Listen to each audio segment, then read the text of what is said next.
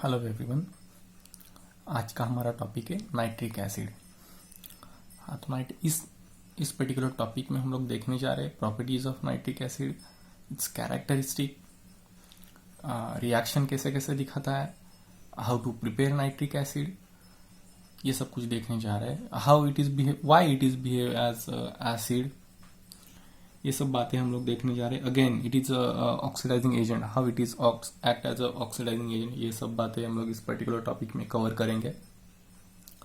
हाँ, तो nitric acid, इसका जनरल फॉर्मूला रहता है HNO3। अगर स्ट्रक्चरल फॉर्मूला की बात की जाए तो वो कुछ इस तरह होगा। ये बॉन्ड रहेगा कोऑर्डिनेट बॉन्ड। शायद ये टर्म आप पहली बार सुन रहे, कोऑर्डिनेट बॉन्ड। पहली बार नहीं होगी 9th में आपको थोड़ा बहुत हुआ होगा इसके बारे में, कोऑर्डिनेट बॉन्ड। ये एक्चुअली होता ये है कि इसकी जो लोन पेयर रहते हैं, जनरली नाइट्रोजन का जो हम लोग एटॉमिक नंबर अगर इलेक्ट्रॉनिक कॉन्फ़िगरेशन निकालेंगे तो वो कुछ इस तरह से आएगा 2 और 5। तो इसमें से 2 लोन पेयर रहते हैं और 3 इलेक्ट्रॉन्स बॉन्ड बनाते हैं। तो ये 3 तो बना दिए यहाँ पे, ठीक है। ये 5 कुछ इस तरह से रहते हैं नाइट्रोजन वाले।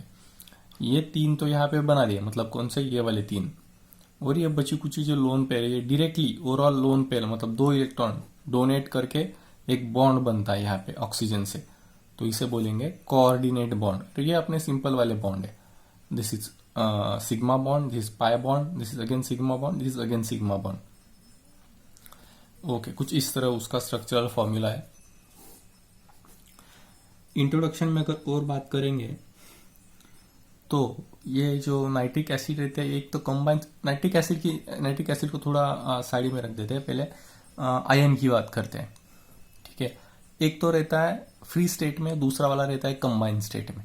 अब ये फ्री स्टेट कंबाइन स्टेट होता क्या है? For example Fe, simple Fe जब होता है, Fe हम लोग को दिखता है, तो ये कौन सा स्टेट है? ये फ्री स्टेट है। और अगर FeO देखेंगे या Fe2O3 देखेंगे तो ये कौन सा स्टेट आ गया? Combine state. मतलब क्या? कोई भी एलिमेंट या कोई भी कंपाउंड, कोई भी atom, element, whatever it is, reaction दिखाकर कुछ ना कुछ फॉर्म करता है, तो उसी को बोलेंगे कंबाइन स्टेट। मतलब इस केस में आयन कंबाइन स्टेट में प्रेजेंट है और इस केस में वो फ्री स्टेट में प्रेजेंट है। वैसे होता है नाइट्रिक एसिड का। रेन वाटर का अगर देखा जाए तो उसमें वो फ्री स्टेट में रहता है, और अगर मेटल के साथ कंबाइन हो जाता है तो वो बनता है कुछ इस तरह, सोडियम नाइट्रेट, कैल्शियम नाइट्रेट और पोटेशियम नाइट्रेट। ठीक है, मतलब ये क्या है? कंबाइन हो गया यहाँ पे सोडियम के साथ, यहाँ पे पोटेशियम के साथ। मतलब क्या कि वो दोनों स्टेट में प्रेजेंट रहता है। ओके, अब ये नाइट्रिक एसिड फॉर्म कैसे होता है, ठीक है, तो उसके ऊपर एक नजर डालते हैं। सबसे पहले तो N2 प्लस O2 दोनों भी एटमॉस्फेयर में प्रेजेंट है। जब दोनों कंबाइन हो जाते हैं तो ये बनाते हैं कुछ इस तरह, नाइट्रिक ऑक्साइड।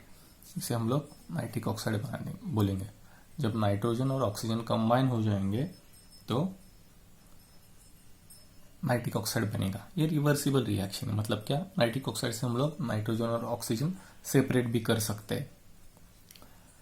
ओके, इसका दूसरा स्टेप कुछ इस तरह से आएगा। जब ये टॉइस एनो, ये यही है, ठीक है, नाइट्रिक ऑक्साइड अगेन ऑक्सीजन के साथ रिएक्शन दिखाएगा। Again it is reversible reaction. तो ये कुछ इस तरह से होगा। मतलब क्या कि नाइट्रोजन डाइऑक्साइड बनेगा। फिर ये नाइट्रोजन डाइऑक्साइड जब पानी के साथ in presence of oxygen react करेगा, मतलब क्या कि ये वाला NO2, 4 NO2 ले लेता मैं। ये 4 क्यों? क्योंकि हम लोग को बैलेंस करनी होती है, ठीक है, इसलिए मैंने 4 ले लिया। बाद में ले लेंगे तो भी नहीं, कोई प्रॉब्लम नहीं आएगी, ठीक है। अभी इसको कैंसिल कर देते, ठीक है। ये वाला NO2 जब H2O के साथ मिक्स करेगा इन प्रेजेंस ऑफ O2 तो ये बनाएगा HNO3।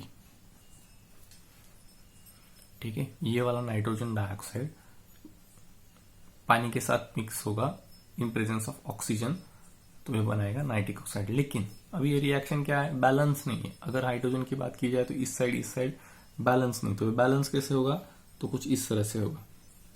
यहाँ पे 4 आएगा, यहाँ पे 2 आएगा और यहाँ पे आएगा 4 HNO3। अब हो गया बैलेंस। तो ये 3 स्टेप है नाइट्रिक ऑक्साइड फॉर्म करने के लिए। हाँ, एक और टर्म होती है नाइट्रोजन फिक्सेशन।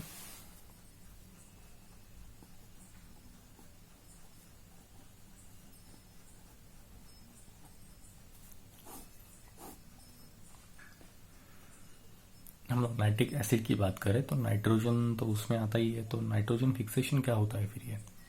सिंपल लैंग्वेज में बात करूँ तो एटमॉस्फेरिक नाइट्रोजन को, मतलब N2 जो एटमॉस्फेयर में प्रेजेंट होता है, उस नाइट्रोजन को हम लोग किसी भी कंबाइंड स्टेट में लेके जाएंगे। मतलब क्या कि उसका कोई ना कोई मॉलिक्यूल बना देंगे। हम लोग नहीं, मतलब वो कुछ बैक्टीरियाज या फिर प्लांट रिस्पॉन्सिबल होते हैं उस चीज के लिए, तो उसी को बोलते हैं नाइट्रोजन फिक्सेशन। मतलब क्या, नाइट्रोजन ले लिया एटमॉस्फेयर से गैसियस फॉर्म में और उसका बना दिया कोई भी नाइट्रोजन वाला कंपाउंड।